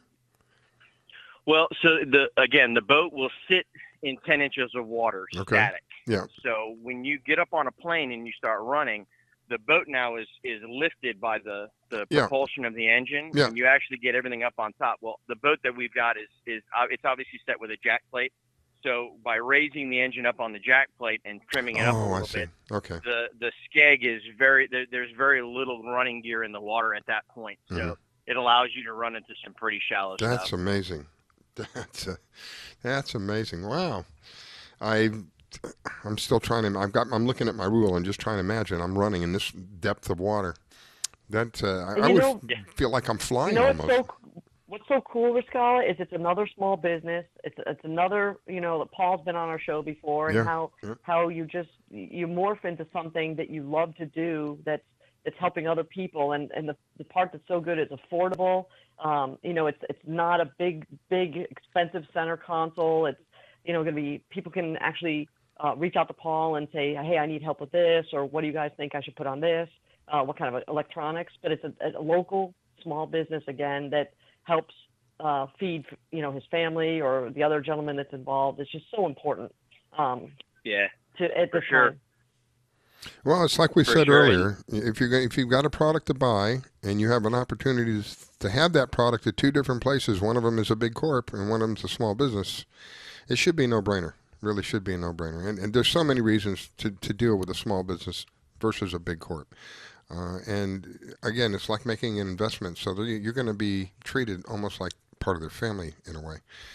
So I'm wholehearted for small business. So congratulations on the new line. We appreciate that. Yeah, and in what we've decided too is, instead of having a huge dealer network and having to sacrifice 30-40% of the profit to a dealer because they have to obviously make money. We're keeping this as a factory direct. So when you buy a BlackTip boat, you're buying from the factory. You're buying from where it's built. It's a semi-custom boat. So if you decide you've got a big contender in your backyard sitting on a lift and you want to match your flats boat or your bay boat to your contender, we can get the gel coat codes. We can make it almost, we can make it identical to what you've got and make it look and match. But again, it's part of buying into a family. It's part of being a part of something. So, when you have, not that you would have an issue, but if you've got a concern or some advice that you'd like to see something change, you're calling the factory. You're getting that direct feedback from, the owner, from the production manager. You're getting that all from the horse's mouth, so to speak. And you're buying right from the factory. You're not having to go through a dealer. Well, and it's a big point. Like even Paul on the way home from where he was going just called me after hours, after dark on a Saturday night just to check in. So same with me and Atlas Trax. If you dial Paul, he's going to answer the phone or try his best to get back to you quickly. Yeah, that makes absolutely the advantages of dealing with a small business. So I'm curious now, once you get underway, if someone orders a vessel, how long does it take for you to make one? So again, it's all going to depend on the model that you're purchasing. So basically, when you call in an order, you're going to be ordering into a production slot because there's no dealers. We're not just doing it. Yeah. We're not running a mill of production boats. So the customer will call in and we'll buy into a production slot. But typically, we can get the flats boats we can push out in in a pretty quick fashion. Just all depends on the production slots available to you at that point. But a lot of these orders that most of these customers have boats, so it kind of gives them a time to sell their current boat and plan it into the build of their new boat. So it kind of works out. Is hull number one already sold, or is that a boat that you tested available for sale? So hull number one, we're going to keep. Craig's keeping that one for himself for the time being, anyway. Just so that we've got a running hull to display, test drive, and tweak. Because as we, obviously as we build, we're going to find things that we want to fine tune.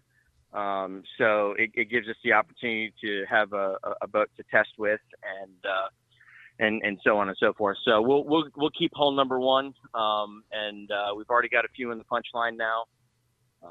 So production slots are starting to fill up. Once people start seeing them and realize that they're getting, that we talk about that percentage that has to go to a dealer, we're taking that percentage that would have to go to a dealer and we're putting it back into the product. So you're getting all really good stainless hardware. There's, everything is built to a higher level because we can do that and pass that savings down to the customer. So it puts a better product out. And then, when you look at the boats that are comparable to it in the market right now, they're, those 18-foot flats boats are going for anywhere from $62,000 to $67,000. This boat here at Baseline is $49,900 right now. So it's a huge, price savings for a better product. That was what I was going to ask. Is what is the ballpark price for the boat? So your basic is going to be, right now it's $49,900, and that's with the basically the way hull number one is set up with the 115, the poling platform. It's got a casting platform up front for those tarpon fishermen. And the other cool thing that to throw in there is that if you're a fly fisherman, this boat actually has built-in fly rod compartments, lockable fly rod compartments that you can put any size fly reel and fly rod into, and they're easily accessible. So when you stop on that spot and there's a big tarpon rolling, you don't have to fumble for a long rod trying to come out. It's right there, accessible right from the top deck of the boat. You can pull that sucker out, get to the casting platform, and get that fish on the line. Awesome. So cool.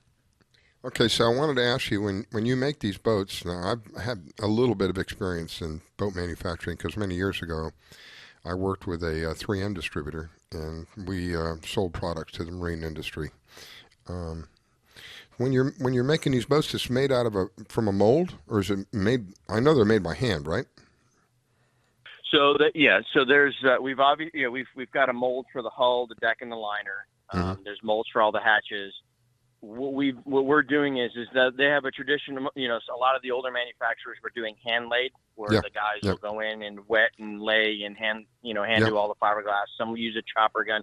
We are actually doing infusion. The hulls and the decks and liners are all being infused, which is a unique process that once you prep the hull and get your gel coat into it, you're actually laying dry fiberglass, all your layers of dry fiberglass in the hull or on the liner, and you put a big bag over the top of it, and you actually create a suction and suck the plastic down, and you push resin in, and it sucks any excess out. So you're only using the correct amount of resin, which cuts down on weight and makes a stronger part.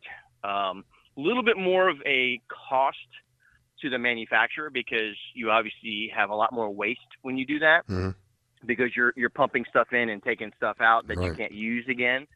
But it just builds a superior product and allows you to have just a better product altogether. The reason a question came up in my mind is you mentioned hull number one, and that you were going to reserve that for tweaking and so forth. Does that mean that the mold that made hull number one is not going to be used again, or it will be used again? No, so that's the beautiful thing about a hull mold, is that everything is reversed. So if you decide you want to subtract something on the boat, you just have to fill that in the mold and finish it out. If you want to add something to it, you can put a bump in the mold and it'll make a new pocket. So the molds the molds can be changed all the time. And that's the beautiful thing about being semi-custom, is that if you decide you want something different, I can add a temporary piece in the mold and make something different just for you, and then take that piece away and make another mold back to the normal. Very flexible. Wow. So it's almost like having it to a degree, it is custom. Because you're not doing a quote production line per se. If somebody calls you and says, well, listen, I like this boat, but I want this or I want that. Even the colors, right? You can even go down the colors. Correct. Yeah, so Yep. It is custom. So during the build process, that's all part of it. So you will actually get to pick your interior colors. You'll get to pick your hull colors. We can do a two-tone hull, have a nice beautiful blue on the bottom with a white on the top. Mm-hmm. So everything is customizable on it. We consider ourselves a semi-custom boat builder. We have a baseline, but it's a baseline that can be changed to fit your unique needs. Neat. I like that. So when do you plan on having, I know it's not a production per se, but when do you plan on having some boats that are going to be available, or the only way they're going to be available is to pre-order? So they will only, unless, again, being factory direct, you're ordering directly from the factory. Mm-hmm. So you're ordering into a production slot. So if you order a boat, it's a boat that's going to be custom built for you. Just for you. Yeah. Okay. We will have boats at boat shows for them to look at, to demo, to do stuff like that. But when you order your boat, you're ordering your boat. It's not just a boat that's sitting on a lot someplace that somebody is that's just built for anybody. It's a boat that's built for you. Are you guys set up ready now? If somebody gave you an order today, you'd be ready to go? We are ready and willing to go. If anybody is interested in sea trial of the new hull number 118, they can reach out to sales@blacktipboats.com and set up an appointment, and we will be more than happy to indulge them with a sea trial and take their order. Cool. All right, my friend. Well, I want to thank you for and congratulate you as well for the new line, and thank you for taking the time to call in and share with us. Let me let Carolyn say goodbye to you, and we'll have you on with an update here probably in a month or so, see what's going on for you, see how it's going. Go ahead, Carolyn. Sounds good. Always a pleasure. Yeah, absolutely, Paul. And I know you've got some tournaments that are starting up too, and you do a lot of those charity tournaments, and looking forward to seeing what the schedule is, and the Take the Kids Fishing tournament, and getting people out there and back wall fishing with the kids. So. Thanks for everything you do. Absolutely. You're listening to the Fishing in Florida Show with your host, Scala Stevens. Don't go away. We'll be right back.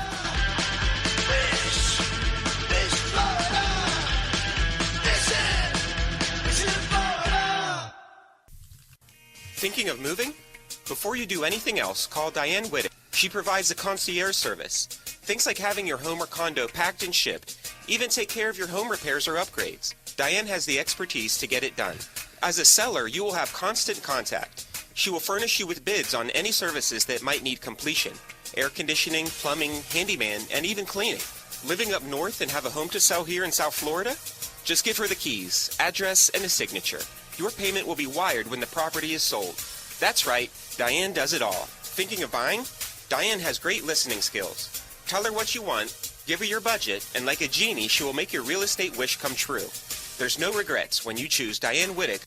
To reach Diane, call 561-247-5478. That's 561-247-5478.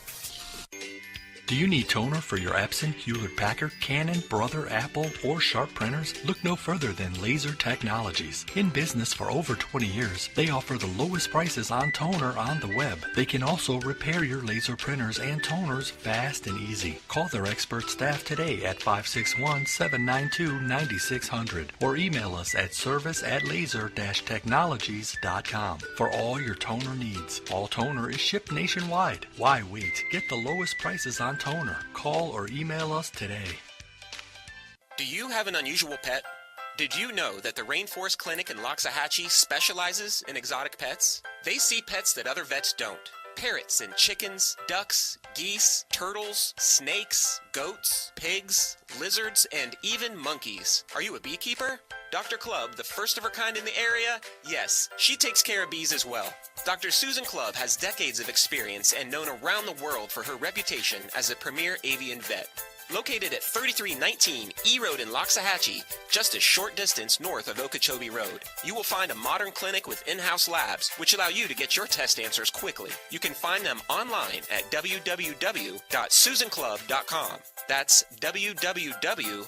www.susanclubb.com. Or you can reach her at 561-795-4878. It's Dr. Susan Clubb. That's 561-795-4878. The Rainforest Clinic located in Loxahatchee. 561-795-4878. GTG, BRB, OMW, be there in a few. You may think that these kinds of texts are fine because of their length, and you can easily send them at a stoplight. But no, answering one text can take your attention away from the road for 5 seconds. And traveling at 55 miles an hour, that's enough time to travel the length of a football field. Make good decisions, don't text and drive. While other stations just talk a good game, we win it. Hey, sounds like somebody's having a lot of fun. I grab my fishing pole and cast it in the water. I fish until dawn. Oh my, I caught a shark. I'm fishing and blowing on when the sun shines all day. I just caught me a grouper. So fishing and blowing on. Oh yeah, fishing and blowing on. Good morning from the Sunshine State. Broadcasting from Palm Beach County, it's the Fishing in Florida Show. Sundays from 8 to 10 a.m. on the WCET FM network. And now, here's your host, Riscala. All right, we are back. Good morning. What a gorgeous day we are enjoying here in South Florida. If you're not in South Florida this morning and listening to the show, I feel sad for you. My daughter, one of my daughters, is up in Ohio. And it's a bit on the cool side up there right now. And we're in just, after having experienced this, the wind and the rain for, oh my gosh, probably a week and a half, almost 2 weeks now. And seeing what we're seeing today, what a gorgeous change. So this morning I have Carolyn. Carolyn is with Atlas Trax. If you want to protect what you love to the max, who are you going to talk to? You're going to talk to Carolyn over there at Atlas Trax. Welcome back. Thanks for having me today. So I'm waiting for Trey. I think he may be busy with some customers. Which Trey is with Big Dog Tackle, and I think they just did a tournament of some kind, right?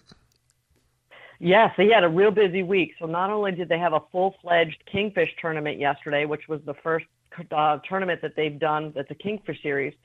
In the middle of the week, on Wednesday, they took a whole bunch of people fishing on a real unique drift boat that actually was, I believe, somehow used in 9/11 in New York, came down here to Dania Beach, Florida, has been totally refitted.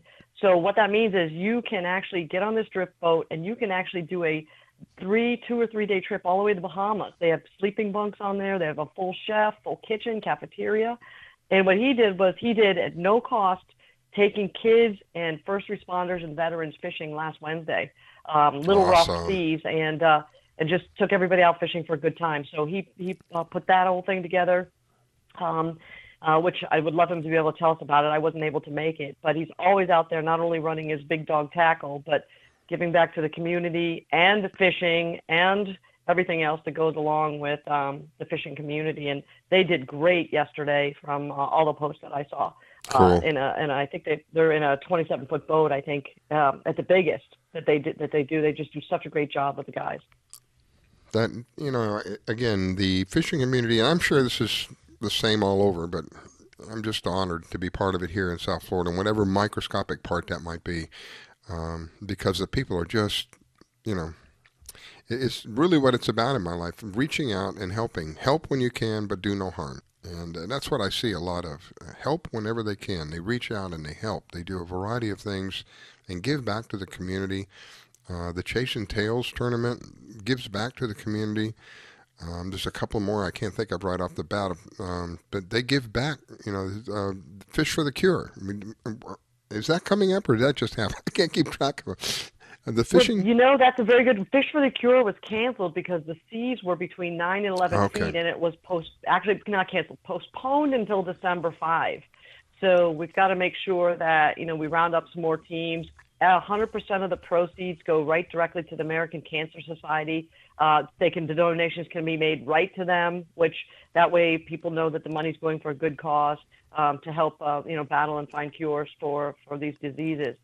So that's going to be rescheduled, which is great. And I think we're up to 15 or 16 boats we're pretty excited about that. And that'll be in that local Pompano Beach area, and weigh in again at the Sand Hotel. And then I think of not so much a tournament, but how people give back. We have, I can't think of his name. Take a Kid Fishing. Who was that? I can't think of his name. From last week. Takes the kids out fishing, takes foster children out. And, being a foster parent, a former foster parent, I can tell you that can completely change a child's life, because many times they feel as though they have been discarded in life. And to have somebody take the time to go out and spend with them and show them how to fish if they don't, and catch a fish. Oh my gosh, their eyes light up like golf balls when they catch a fish. So again, these are just some of the things about the fishing community that really is a passion of mine, and I enjoy being able to promote these different things that we do, because inevitably, I mean, when it's all said and done, we win because society wins. And last time I checked, I was part of society. I think of the crab trap rodeo that they do on the other side of the state, which I think eventually they're going to move over here as well, where they go out and during different times of the year when the people who are running the crab traps are told to pick up your traps, because anything that's left out there is going to be picked up. We're going to consider it abandoned. And who does that help? It helps the fish. It helps the water. It helps us. And then they don't just take the crab traps and throw them away. They recycle them. Awesome stuff. Really, we need more and more of that. The more that our thoughts are around those kind of things, the better everything will be around us. Everything, not just the water, everything. And what's amazing? That gentleman was Bill Dunn. He called in last week for the first time, and all of these people, including myself and you, that are doing these things, are doing them in our free spare time. We're all working real jobs, so we find every spare moment or middle of the night or to shoot off some emails and fundraise and get people together and help families that are in need. And it's something, it's something that we're doing with every spare moment we have, because it's that important to all of us. And, pick a cause. It could be the Humane Society. It could be, taking kids fishing. It could be, for example, for that gentleman, William Dunn, I would love to reach out to the West Palm Beach Fishing Club. They have fishing rods, if you remember, that they want to donate to groups. I'm going to see if I can put some fishing rods in his hand to give to the kids. A lot of these kids are foster kids, or they lost a parent, or have gone through traumatic things that, what's better than being on the water?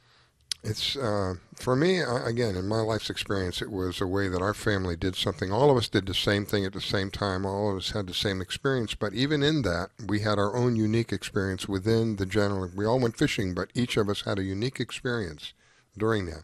And then we each played a part of that. When we caught fish, I did a part, my mom did a part, my dad did a part, my brother did a part. So we all had skin in the game, if you will. And it really, for me, it was a vital component of keeping our family close-knit, because the families are under attack, big attack for the American family in a variety of different ways. And to be able to go out and enjoy each other without having, and again, I love technology, but to be able to get away from the technology for a little while and enjoy what God has given us, it kind of, in a way, for me, it kind of humbles you. It makes you realize, just how fortunate you are to be where you are and be able to enjoy what we have. Because there's places where you can't do that. They don't have the environment. They don't have the ability to be able to go out and enjoy it.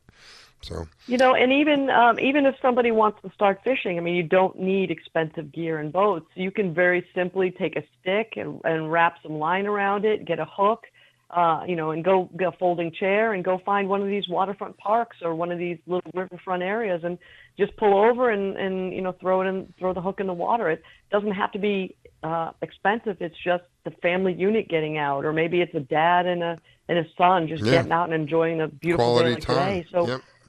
Enjoying that quality time and building the bonds that we need. The father, son, the mom, son. We need those and daughters as well. We need those relationships strong, because there is a force that wants to separate all that wants to cause that division in the family. And the more things that we can do to encourage that, it's just better for everybody. It's better for the family, which in turn is better for our society, and we're all part of society. So everybody, it's one of those things where everybody wins. That's why I enjoy doing it. So what have you got planned coming up for this week? Any fishing going on? Yeah, you know what? That's a good question. So, sure, I think we're going to try and get out the boat out of the water on Wednesday or Thursday and do a little fishing. And finally, the Fort Lauderdale Air Show is coming back. Oh, wow. So typically that's in May, and it's going to be next weekend. So I'm hoping to go do some waterfront air show watching on Saturday and Sunday, which would be amazing. They're going to have some of the 4 different fighter jets. Well, you might enjoy it, actually. We'll see. Maybe we can get you down here. Yeah. They're going to have, the F-16s. They're going to have the new Raptor, the F-22s. They're going to do a lot of that brings back some helicopter frogmen coming out, and it's great because from the water, just the sound of these jets from the water is just amazing. It's well, I share a little bit with you. When I was in the Air Force, my last duty station was Panama City, Florida. And Panama City, for those of you who don't know, it's on the West Coast, it's up there in the Panhandle. Panama City's on the water, and we had a huge backwater bay areas. Oh my gosh, just huge areas, and part of our base was in that area. And every 2 years, I think it was, or every year maybe, I don't know, many years ago, I can't remember exactly, but every once in a while we would have this thing called William Tell. William Tell was aircraft from all over, from other countries, from all over the United States, and they would do these. How would you put it? It's like dry runs. They would do these games. They would do these games out there, and these phenomenal maneuvers. Oh my gosh, these unbelievable. And it wasn't like told to the public, hey, we're going to have this. It wasn't an air show per se. This was the real thing, but they just weren't using live ammo. When they like tactical practice dogfights and things like that, just tactical maneuvers. Yeah, and learning from the mistakes from each other, and a lot of it is done over the Bay Area and over the water. So when those aircraft would fly around that area, the water would literally vibrate from all of the sound. You could be standing in the water and feel the water. I thought to myself, those poor fish in there, but I don't think it went very deep. But it was just awesome to be on the water. To be like so many times, we'd go crabbing or shrimping or something, and I'd be on the water and they'd be doing these maneuvers. And you could literally feel the water vibrating. It's just an awesome feeling. So, you bring back some memories when you mention some of those aircraft. Yeah, and usually it's a good event to go to, but unfortunately it's also when a lot of the beginner boaters are out there, or typically a big storm comes in. And I remember being out there one time where our anchor broke loose. No, our anchor didn't. Other people's anchors broke loose, and they started drifting toward our boat. And we had to, I remember hanging off the front of the boat trying to get our anchor up as quickly as possible, because if you could just imagine these hurricane scenes that you see where all the boats are collided together, sitting on the land, this is kind of what that was going toward. And it was a very scary moment, for me hanging over trying to get the chain. And, I'm thinking maybe we'll go out on Thursday or Friday when it's practice day, and just kind of get a good feel for it. But what else is good is when you're anchored offshore, you're in 160 feet of water. It's perfect bottom dropping for, chumming up some snapper and just sitting there and fishing all day and watching the air show. So that's one of my favorite events to do, especially you take a grill out there and you want to fish, great. You don't want to fish, great. So hopefully we'll do that. And we've got a friend coming in. He claims to be a big wahoo slayer. So he's going to get us out and see if we can find some wahoo offshore. So hopefully we'll have some good reports. Were you the one who was telling me about the hot dogs and snappers? Was that you? Oh, yeah. Hot dogs I always have hot dogs in my refrigerator. But I mean, somebody was. If I get hungry in the middle of the night, but they are great for catching snapper and things that catfish off my dock, which is I thought that was so funny. I just thought that I got such a kick out of hot dogs and catching snappers with hot dogs. Well, I'm a little kid, right? I mean, my fishing rod's always at the back door, and I think, what can I get quickly? Yeah. Meanwhile, we have a bait freezer in our garage filled with little shrimp and squid. I mean, I could just as easily get the real stuff they want to eat instead of grabbing a hot dog. But I get so excited even at my age to get out there and throw a hook in the water. I don't care what I catch as long as I'm catching something. I thought that was a clever idea, a hot dog. I never thought of something like that. I wonder how many fish I gave up because instead of using a hot dog, I was using when we go, one of the things that always eluded me, I only was successful once or twice, and that was we would go deep jigging for grouper. we'd take a ballyhoo and some weight and drop the ballyhoo down and get down the bottom, then lift it up maybe 3 or 4 feet off the bottom, and then pull up and then let it go back down, and pull up and let it go back down. They'd either get me and suck me into a rock, or they would literally suck it off the hook. And I was never really successful at getting those groupers. So who knows? Maybe instead of going through all that, if I'd have put a hot dog on there, I would have been able to catch me a grouper. Rascala, I'm about the same with you and grouper, because when you're supposed to bump it down on the bottom and the boat's drifting, I can never tell if I just hooked a grouper or am I dragging it on the bottom, or did I hook it to a rock? Yeah. And I don't know how many times I thought that I had a fish on, and I'm screaming fish on, and one of the men come over and they're like, "You're on the bottom again."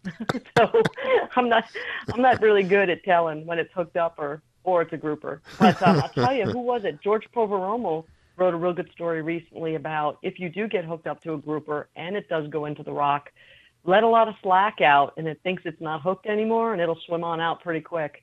So if we both have that chance to get hooked up to a grouper again, remember that one. I will. My friend of mine, the way that they were catching grouper, they were cheating, but the way they were catching grouper down in the Keys is one would go scuba diving, because you weren't allowed to spear them down there. So one of them would go scuba diving, the other one would drop a line over the boat, and then the scuba diver would set the bait out in front of the grouper, out in front of the hole, and when the grouper bit it, he'd suck it out of the hole, he'd pull it out of the hole, and then yank on the line, and the fisherman would pull the fish out. They got some nice grouper that day. I was surprised that they really did get some. Down there in near John Pennycamp, and in that area you're not allowed to spearfish. So they did the next best thing. I don't know what kind of fishing you would call that. Where you gotta. I think that's brilliant. I think that is brilliant. And I've seen parents do that for their kids just on the reef with like little small grunts to give the kids the best chance. And I was on a boat once where we were chumming off the back. One of the fathers jumped in and he was, dangling the bait in front of a little grunt for his 8-year-old kid. And all I could think about was, I'm not getting in that water with all that chum on a reef with a lot of fish. But that's what he did. He dangled it in, swam. Here's what he did. We were anchored off. He swam the fishing line into where it was shallow, hooked up a fish, yanked on it, and then let his kid reel it in. It was so much fun. The kids were so excited. They really do get a big kick out of it. To catching the fish. When I took my grandkids and he caught his first fish. I'm telling you, his eyes lit up like golf balls, man. Just boom. You couldn't believe it. Oh, did I really do that? And he wanted to keep the fish, but it wasn't an edible fish. So we carefully got the hook out and turned him loose and went on for the next one. And I should have taken hot dogs with me if I'd have been thinking. Yeah, right. And it just made me think of something. Sean Miller from Offshore Angler Pompano Beach has the most beautiful little girl, and she is a crazy fisherman. And he posted a video the other day. I got to get permission to post it. She's looking off the dock. She sees fish. She's probably 4 or 5 years old. She starts screaming at him to get her fishing rod, crazily flailing her arms around and just screaming, "Get my fishing rod, get my fishing rod, get my fishing rod." And you could hear him laughing hysterically in the background. And, she was having a little hissy fit that she couldn't get her fishing rod fast enough. And I'm going to get that and post it because it'll make you smile over and over again. That's pretty good. All right, we're going to take a quick break. You're listening to the Fishing in Florida show this morning. I have Carolyn, Carolyn Trax. That ought to go good. I have Carolyn with Atlas Trax with me. I got to get another cup of coffee here. We're going to take a quick break, and we'll be right back. Don't go away. You're listening to the Fishing in Florida show with your host, Rascala Stevens. Don't go away. We'll be right back.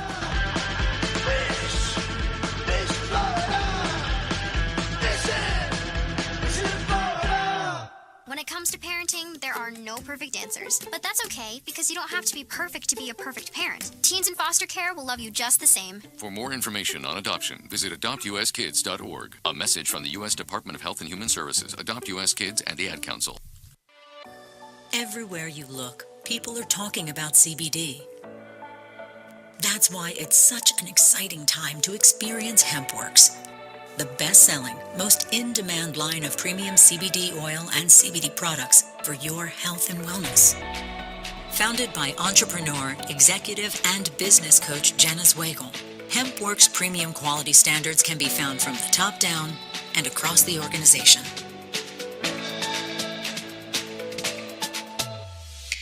From hemp farms to clean extraction methods to safe bottling, every step in our production process is vetted, monitored, and traceable, literally from the ground up. Thanks to our unique tracking system on the side of every HempWorks CBD tincture, we can track each batch of CBD oil all the way back to the farm it came from, all to ensure that you are offering safe, effective, and high-grade CBD products. For more information, go to mydailychoice.com/red pill. That's mydailychoice.com/red pill. And you'll find a whole variety of products available for you. This station is now the ultimate power in the universe. We have ignition. Strap in. 5, 4, 3, 2, 1. Fish until dawn. Oh my, I caught a shark. I'm fishing in Florida. Where the sun shines all day. It just calls me a grouper. So I'm fishing in Florida. Oh yeah. Fishing in Florida. Good morning from the Sunshine State. Broadcasting from Palm Beach County, it's the Fishing in Florida Show. Sundays from 8 to 10 a.m. on the WCET FM network. And now, here's your host, Riscala. Good morning, good morning. If you're just joining us, we will have archives set up. And the way to find them is to go to our Facebook page, Fishing in Florida on Facebook, and you'll find the links there. A big thank you to Marina Rock Radio. If you have the TuneIn app, you can listen to us on the TuneIn app. Just go to Marina Rock Radio, and you can find us there. Another way you can listen to us is if you download our app. Well, we have a app that is absolutely free and has no spyware, no adware, no push notifications, just an easy way to listen to us. It is available at the Google Store. You can find it there, or the Apple Store. Look for WCET-FM. If you're on the web, you can go to our home network, www.wcetfm.com, and you'll find a player there as well. Several different ways you can listen to us. We hope that you enjoy the show, and we enjoy having you around. Let me bring my co-host back up. That is Carolyn. Carolyn's with Atlas Trax. Welcome back, Miss Carolyn. Thank you so much, Riscala. And we're going to get the Florida Salty Cowgirl on here. Good morning, Miss Angelia. Good morning. How's everybody doing? Hey, Angelia, don't tell me you don't have a beautiful sunny day down there. Oh, they do. You know what? This is probably the prettiest day we have had. I could see it on the radar. Yeah. It is gorgeous today. It's not windy. There's not a cloud in the sky for rain, and it is just beautiful today. So, and the temperatures dropped just a little to where it's not smoldering hot. So it's absolutely perfect right now. Well, with all of that crazy stuff that we had, did you get to do any fishing? Well, I tell you what, I'm coming off one of the most fabulous 2 days I've had in a very long time, and I couldn't be more excited, so I couldn't wait to talk about it. Ooh. I finally got the old Hydrospore out, and she's looking good, and she's running like a top, and got out there and got my troll on. All I've been saying for a couple weeks is I'm dying to go out there and drag some lines around, and anybody who knows me, I'm giving up on the mahi, Carolyn, because it's too late in the year. It's just not going to happen. So I've given up on the mahi. But anybody who knows me knows that the wahoo is like my favorite thing in the world to catch. And went out Thursday, and I really, truly believe in the morning troll and the afternoon troll. The first 2 hours after the sun comes up, or the last 2 hours before it goes down, is usually my hottest time. We scored a bunch of really, really nice kingfish, but slammed a absolutely beautiful, great-sized wahoo right before sunset on Thursday, and I couldn't have been more excited because we were going out at daybreak the next morning. So go out at daybreak the next morning. It's a little bit rougher, but it's really nice. It was a little overcast and a little sprinkly, but that's all good. That all works. And dang if we didn't snag into another beautiful big wahoo that dwarfed the one from the day before. Wow. So I'm very, very, very happy. I'm very satisfied. and the kingfish are biting. The sailfish are out there. The sailfishers are out there with kites out everywhere. It was just beautiful out there yesterday. So I couldn't be happier. The fish are absolutely biting. The winter fish are absolutely here, and that's just the beginning of many, many more fishing days here Hot soon. dog. So, yep. Go ahead, Carolyn. I was going to say you led all of that up, and I thought you were going to say you got your mahi. No, that's why I say I've given up on the mahi this year. I've just given up, and now that it's almost it's mid-November, I don't believe. I think catching one is going to be sort of a fluke at this point. But you can never discount them because they're around there sometimes, But to hook into a couple big, nice, beautiful wahoo, that just made my whole month. Are you kidding me? Wow. There's nothing in the world like those babies. I mean, they're just amazing. And I have to tell you, Angelia, when I moved down to Florida, I got hooked on fishing because I went fishing with some guys where when you used to have to fish with a wire line on the entire reel, and it weighed so much. And then they caught a wahoo. They put me on it. I had to stand up to fight this wahoo. March 29th, 1998. I'll never forget that day. I was sore for five days. I was sore as they laughed at me for an hour catching a wahoo on an entire rigged wire line rod. Oh, my goodness. Well, that just creates a lot more work, Carolyn. I will tell you, I use wire leaders with rigged ballyhoo, and I use my own custom skirts, and they are available if anybody's interested. On my Facebook page, you can check them out.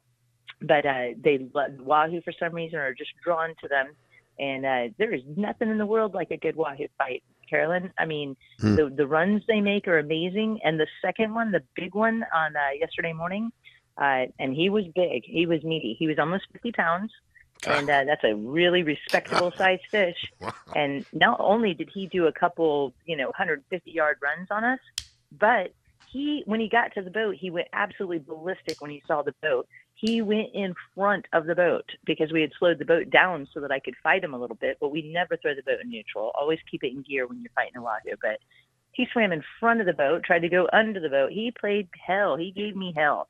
And he had hit the lure so hard that he slid the skirt all the way up and jammed it into the clip from the wire leader. I mean, he slammed it. But the day before, when we got the one the day before, there was still a very respectable size wahoo. We actually got a double wahoo hit. So I was so excited I could scream. And all of a sudden, one of the lines just went slack. It hit it so hard that he broke off the line above the wire leader and just popped it. And there's not much you can do about that. But I was really impressed yesterday because I got that giant one in yesterday on 40-pound test, you guys. So I had to really play, and I had to really be careful with my drag and really pay attention and really keep that line tight because I knew I had 40-pound test, and after snapping a line the day before, I didn't want to lose this fish.